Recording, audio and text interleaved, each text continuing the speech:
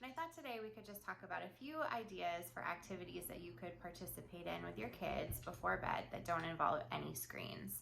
So one of my favorites, all-time favorites, is Play-Doh. I love to make my own so that I can add essential oils, calming essential oils to the Play-Doh, but store-bought Play-Doh works perfectly well.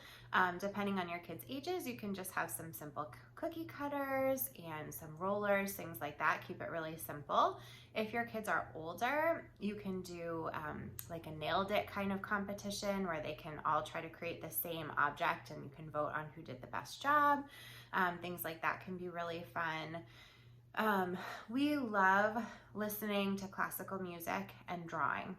So that can be a great thing to do before bed or before nap as well. We'll just, pick a piece of music to play. We'll put that on our Alexa, and then the kids will just draw whatever comes to mind. And we can spend a long period of time doing that. The kids really enjoy it, and then we'll kind of talk about why they drew what they drew. And so that can be really fun. My kids love sensory boxes, and I know that sensory boxes are not for everybody because there can be some mess factor involved. So you have to know your kids and you have to know your limits. If it's going to stress you out, then don't do it.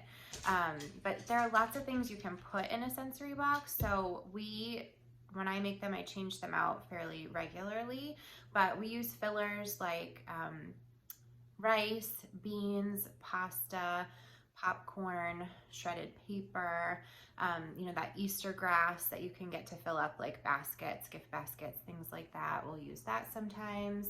We've used water beads, all really fun things to put inside a sensory box.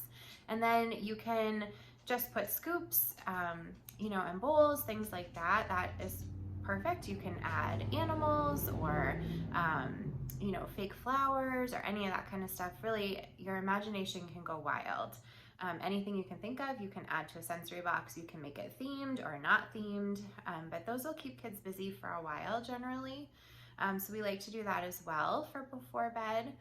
My kids are older now, so sometimes we'll choose a family game and do that. Puzzles are also great activities. And then sometimes we'll do an audio book or we'll listen to a podcast. So there's lots of options for that. And sometimes we'll do bedtime yoga.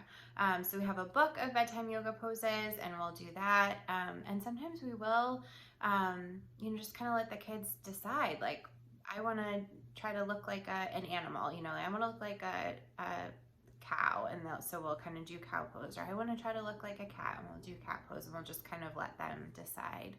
But there are a lot of things that you can do to keep kids active and engaged in a calm way before bed that doesn't include using a screen. And I've had a lot of families ask about that recently, so I thought I would share some of my favorite tips. I hope that's helpful, and I will see you again next week.